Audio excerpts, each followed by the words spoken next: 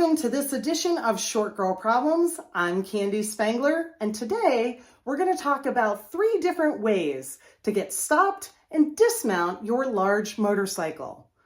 As a 5'2" rider, I've had to adapt when it comes to stopping and starting a large adventure bike. So I'm going to share with you a few tips that I've learned over the years. Let's get started.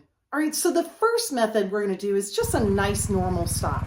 As a short rider, I can't touch on both sides. So when I come to a stop, I usually stop with my left foot down because I'm using my right foot on the rear brake.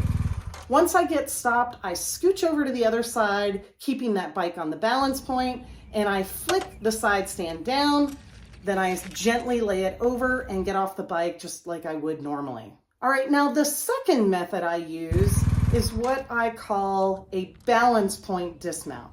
In this case, you're not going to put the side stand down when you dismount. You're going to do it after you dismount the bike. So you have to get the bike on balance point, put that left foot down on the ground, and then you're going to slide over and keep the bike on the balance point as you back away from the bike and swing that other leg over. And then I'm going to put that side stand down. This method takes a little bit of practice, and so I would recommend doing this in your yard where you mount and dismount the bike without the side stand. All right, so the third method is a little more advanced. We're actually going to bring our foot around to the other side as we're coming to a stop.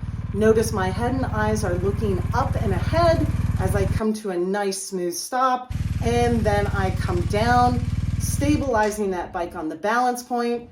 Then I can put that side stand down and walk away. All right, so that's this edition of Short Girl Problems. We appreciate you watching. Keep the greasy side down, and we'll see you next time.